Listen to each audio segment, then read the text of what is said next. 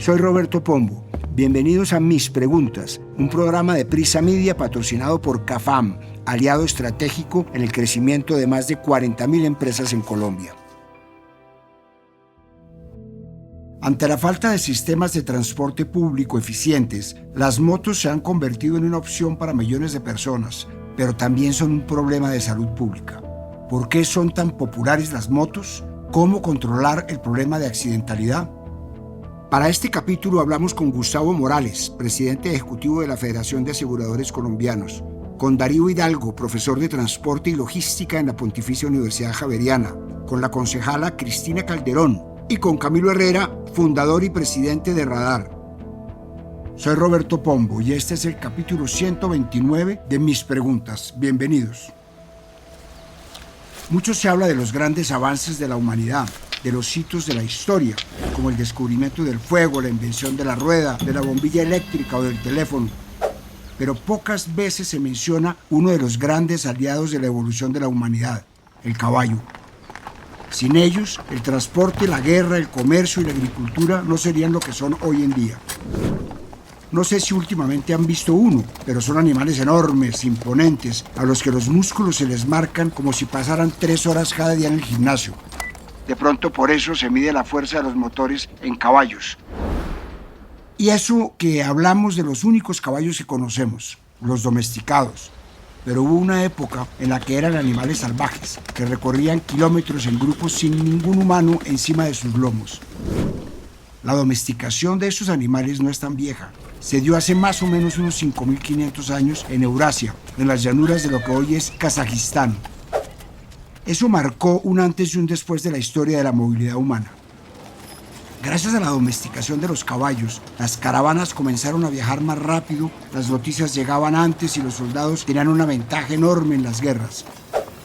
Para el año 2000 a.C., en lugares como Mesopotamia y Egipto, ya se usaban caballos para tirar de carros de guerra y más adelante, en Roma y China, fueron clave para la expansión de imperios y rutas comerciales. Es difícil imaginarse a Simón Bolívar sin Palomo, su conocido caballo, a Calígula sin Incitatus, a quien quería nombrar cónsul, o al llanero solitario sin su fiel amigo Silver o Plata.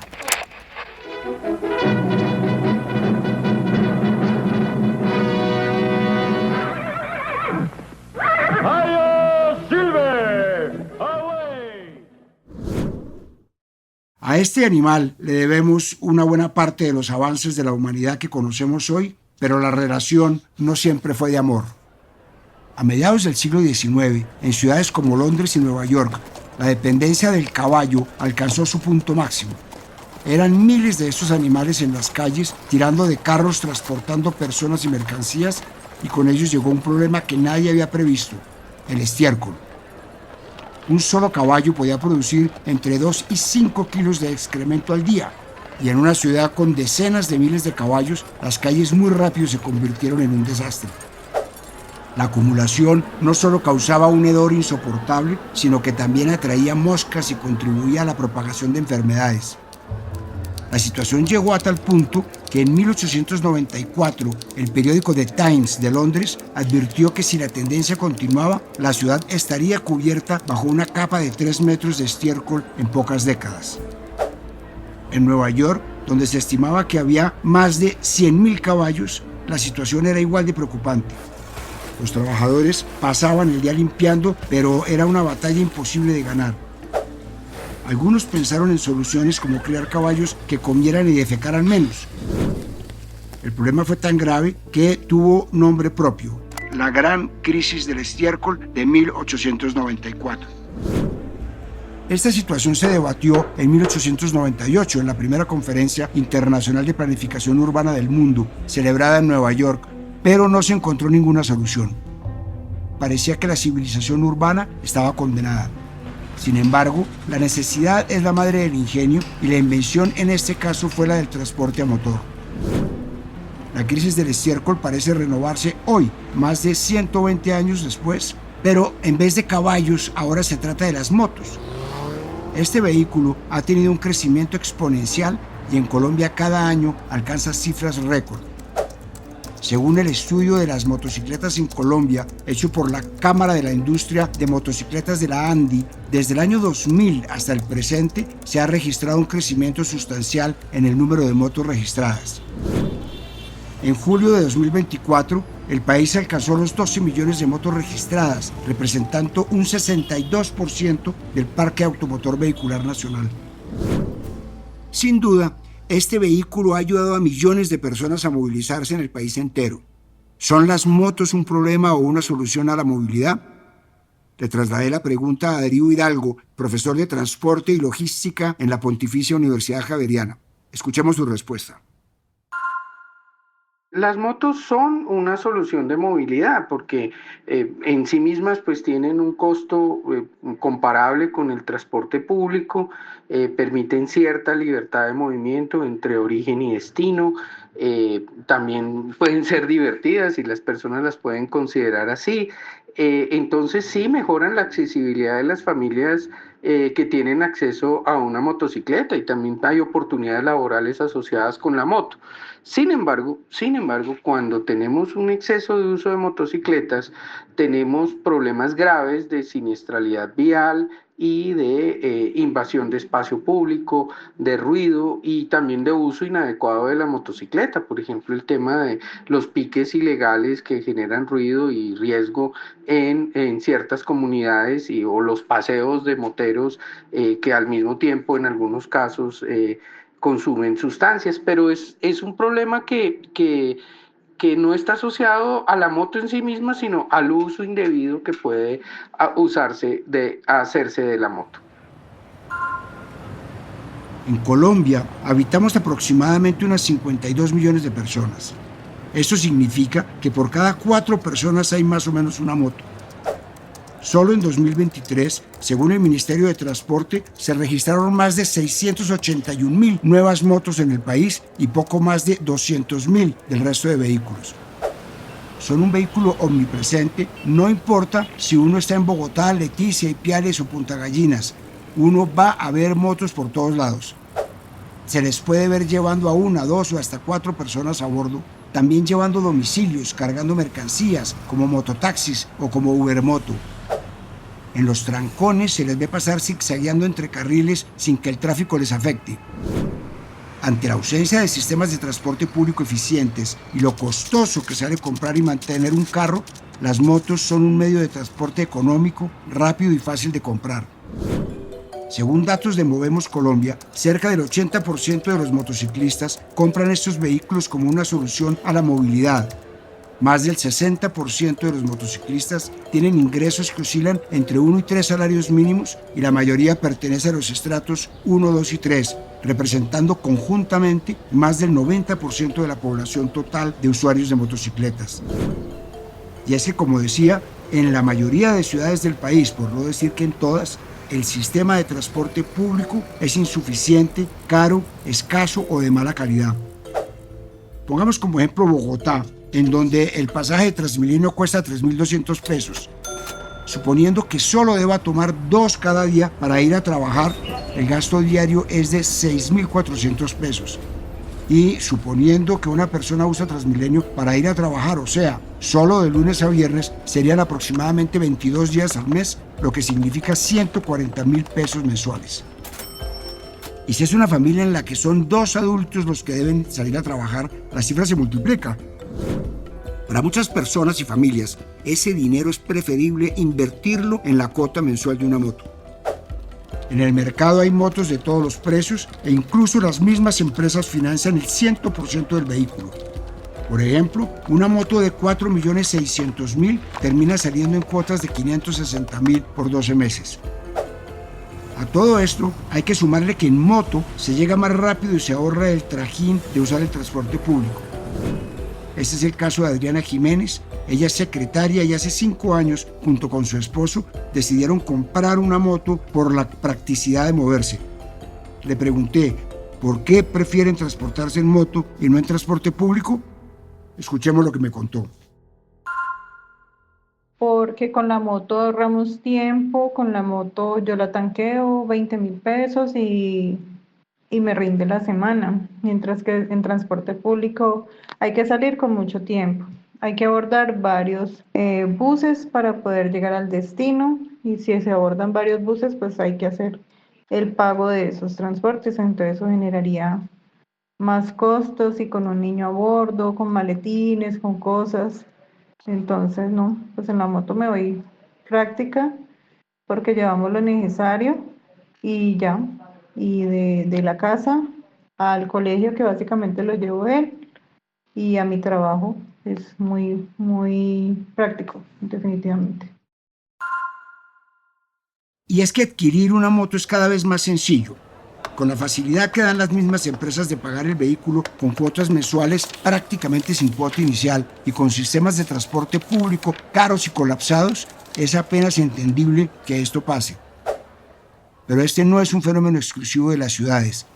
Según el informe de la ANDI, si en las zonas urbanas el 25% de las familias tienen una moto, en las zonas rurales del país el número sube a 35%. Esto es apenas obvio en un país en donde las vías terciarias están en mal estado y en muchos sectores ni siquiera existen. Los trabajadores del campo encontraron en las motos el reemplazo ideal para las mulas y los caballos porque además les permite llevar mercancía más rápido sin depender del escaso transporte rural. Según analiza el informe, la alta demanda de motos en zonas rurales evidencia su importancia en contextos de alta congestión vehicular y limitaciones en el transporte público. Pero además de servir como un medio de transporte, las motos también significan una oportunidad de trabajo para una buena parte de la población. De acuerdo con el estudio de la ANDI que cité hace unos minutos, 12,9% adquiere estos vehículos para aumentar sus ingresos o por trabajo, y un 20,9% los usa tanto para transporte como para trabajar. Esto ha sido posible gracias a dos fenómenos que en realidad son uno mismo: las aplicaciones móviles de transporte y domicilio. Aunque los mototaxis ya eran populares hace mucho tiempo en ciertas regiones del país, como en la costa Caribe, en ciudades como Bogotá y Medellín se comenzaron a popularizar gracias a aplicaciones como Pickup o Uber, con su servicio de Uber Moto. En este último caso, se trata de un servicio que es ilegal, pero como casi todo en este país, eso no es un obstáculo. De acuerdo con un sondeo hecho por el diario La República y Caracol Radio, ciudades como Manizales, Bucaramanga, Barranquilla, Cartagena, Riohacha y Valledupar se constituyen como las ciudades con más mototaxismo en el país. Este servicio muchas veces es hasta 50% más económico que un pasaje en bus y llega a sectores que el transporte público no cubre y lo hace en horarios en los que los buses ya no funcionan. Pero además, el mercado de las motos aporta mucho dinero. Solo en 2023, el aporte de este sector sumó un promedio de 1,5 billones al Producto Interno Bruto cada trimestre. Cifras de Andemos muestran que el sector de venta, mantenimiento y reparación de vehículos, incluyendo encadenamientos y actividades complementarias, llega a unos 160 billones anuales a la economía nacional. Y según Asopartes, 6% del PIB industrial del país está relacionado con el comercio y la reparación de vehículos, incluyendo motos.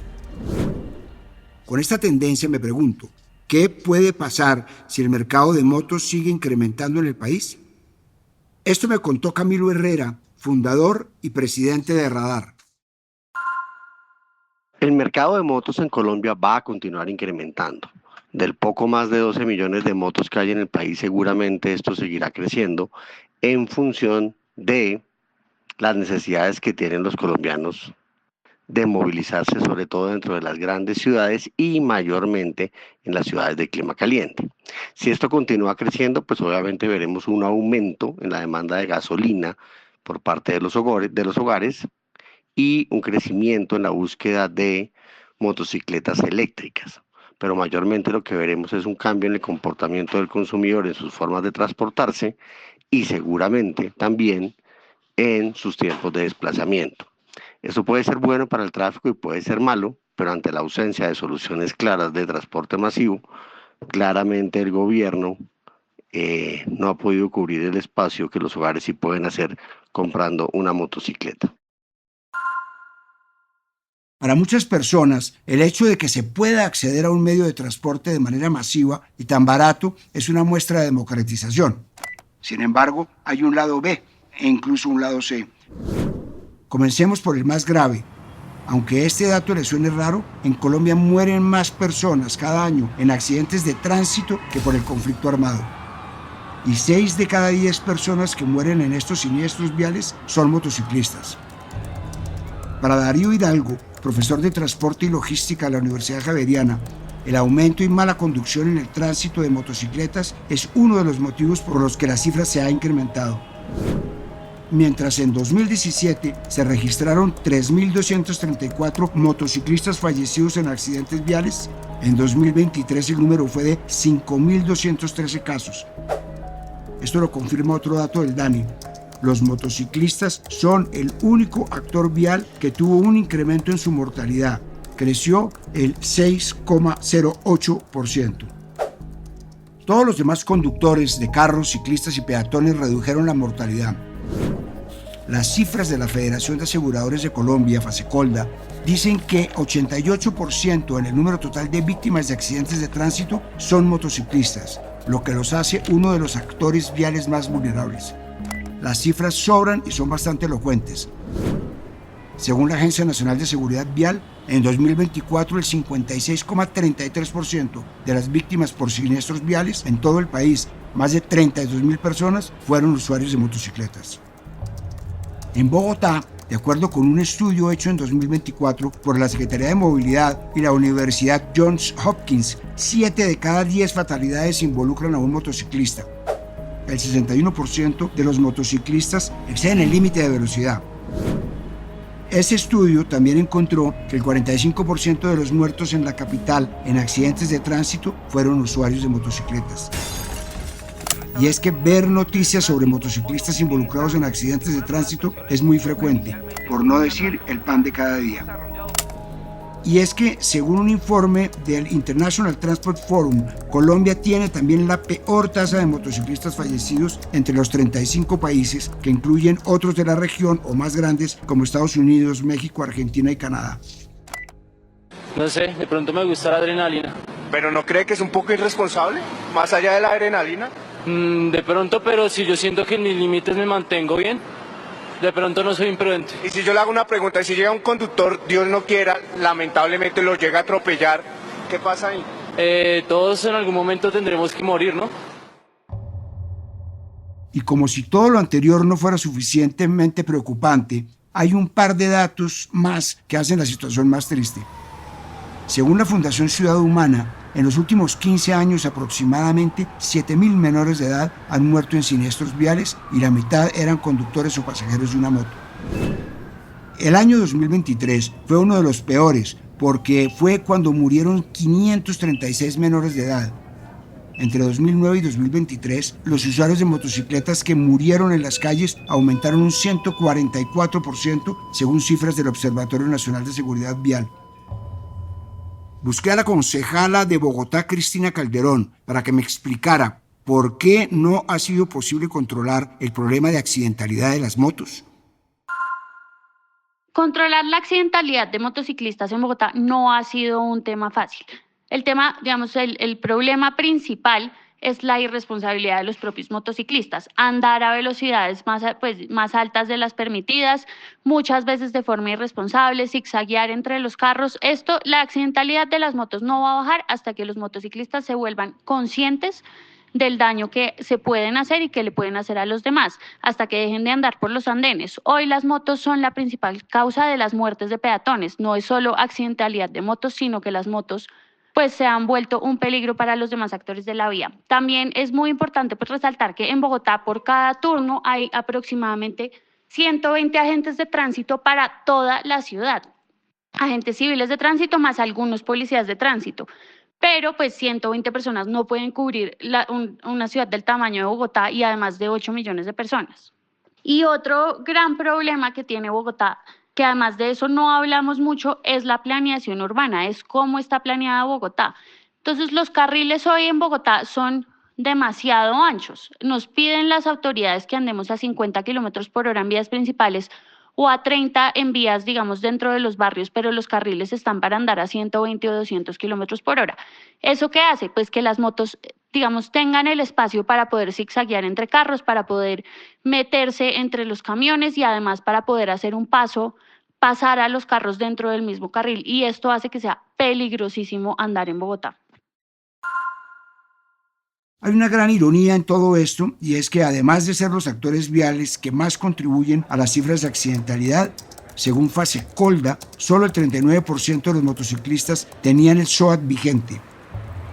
Por si no está al tanto, en Colombia todo vehículo que se movilice por el país tiene la obligación de tener vigente el seguro obligatorio de accidentes de tránsito que cubre a todos los vehículos que transitan y que ampara los daños causados en accidentes de tránsito. En caso de un accidente, la póliza cubre todas las víctimas: el conductor, los ocupantes del vehículo, los peatones y los pasajeros en caso de vehículos de transporte público. Con este seguro, las víctimas de los accidentes viales pueden acceder a una atención médica oportuna y en caso de fallecimiento o incapacidad, los familiares pueden recibir una indemnización. El precio que deben pagar las motos en 2025 por este seguro es de 367.800 pesos. Para que quede más claro, más de la mitad de estas máquinas, que son los actores viales más vulnerables, no tenían seguro obligatorio. Por este problema, la Agencia Nacional de Seguridad Vial deja de recibir cerca de 98.000 millones de pesos anuales para adelantar programas de prevención de seguridad vial. Y en primas, la evasión representa cerca de 2,5 billones de pesos al año. Esto, por supuesto, se traduce en un hueco fiscal para el Estado, porque los accidentes de tránsito que no se cubren con el SOAT los tiene que asumir el Estado a través de la administradora de los recursos del Sistema General de Seguridad Social en Salud. De hecho, en 2023, la ADRES tuvo que girar 355.000 millones de pesos para atender a las víctimas de accidentes de tránsito en el país. A esto hay que sumarle, o restarle, no sé, que para el 2023 el gobierno redujo 50% del SOAT para motos de bajo cilindraje. Por supuesto, las finanzas del país sintieron el hueco que dejó esta reducción e incluso el ministro de Salud, Guillermo Alfonso Jaramillo, aseguró en 2023 que había un déficit en el sector y señaló que la principal causa tenía que ver con aseguramientos y reclamaciones, o sea, el SOAT, y calculó que ese descuadre era de 850.000 millones de pesos. Lo que pasa es que se me despiporró. Según le dijo a la revista Cambio Juan Pablo Bocarejo, secretario de Movilidad en la administración de Enrique Peñalosa en Bogotá, esa medida tuvo efectos negativos y, abro comillas, aumentó la evasión, se disparó el hueco de la salud que genera la atención de las víctimas y estableció los peores récords de siniestros en la historia. Cierro comillas.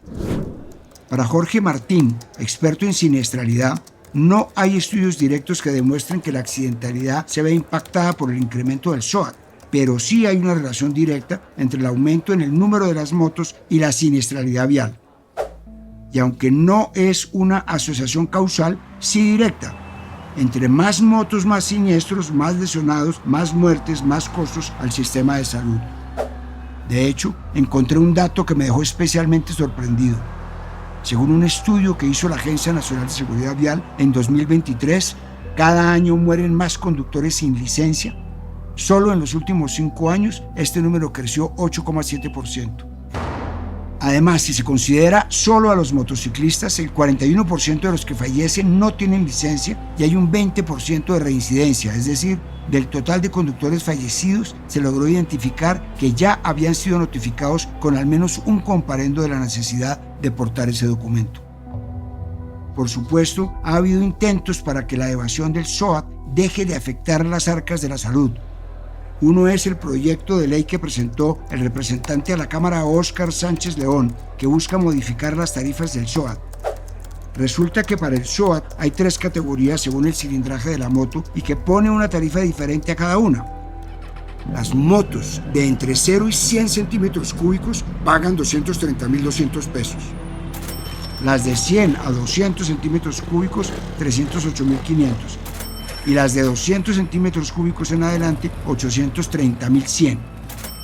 El proyecto busca crear 3 categorías más, de 201 a 400, de 401 a 600 y de 601 y más.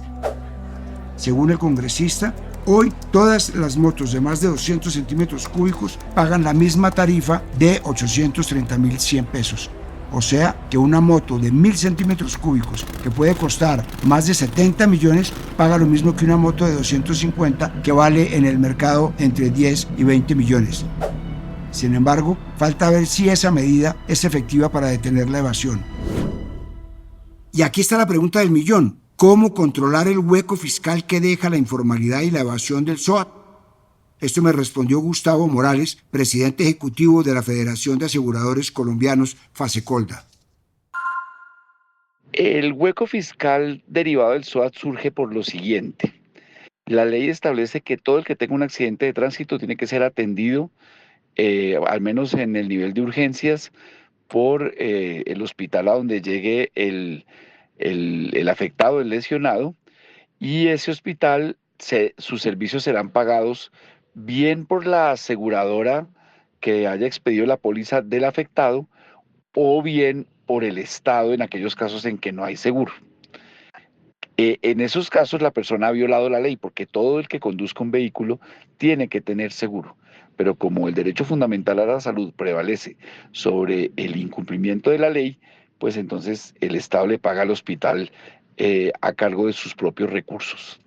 ¿Cómo controlar ese hueco fiscal? Pues la única fórmula es que todo el que conduzca un vehículo cumpla la norma de tener SOAT, y la única forma de hacer eso es, uno, intensificando la actividad de la policía vial, de las autoridades viales, verificando que no circulen por la calle personas sin SOAT, y dos, persiguiendo a aquellos que sin tener SOAT fueron atendidos en un hospital. ¿Cómo se les persigue? Por supuesto se les atiende, pero luego el Estado les recobra. Eso es lo que ha venido haciendo el ADRES en los últimos 2 años, y eso ha empezado a disminuir todavía levemente, pero de manera visible, el nivel de evasión en SOAT. Las motos han ayudado a que millones de colombianos puedan encontrar una solución a los problemas de movilidad e incluso a tener un ingreso económico. Sin embargo, el precio ha sido caro, la vida de millones de personas. Soy un defensor de que cada persona pueda tomar decisiones sobre sí misma, pero cuando la vida está en riesgo y se convierte en un problema de salud pública, hay que poner controles para que quienes manejan una moto tengan la preparación y los documentos necesarios para hacerlo de manera responsable. Soy Roberto Pombo y este fue el capítulo 129 de Mis Preguntas. Nos vemos en el próximo capítulo. Y les recuerdo, el libro Mis Preguntas ya está a la venta en todas las librerías del país. A partir de este momento, este capítulo de Mis Preguntas queda disponible en todas las plataformas de podcast. Este episodio fue posible gracias a CAFAM, aliado estratégico en el crecimiento de más de 40.000 empresas en Colombia. Dirección: Roberto Pombo. Producción general: Juan Abel Gutiérrez. Asesor editorial: Daniel Sampero Espina. Guiones: Juan Abel Gutiérrez y Johnny Rodríguez. Producción de campo: Marcela Salazar y Lucía Beltrán. Postproducción de audio: Carlos Bernal.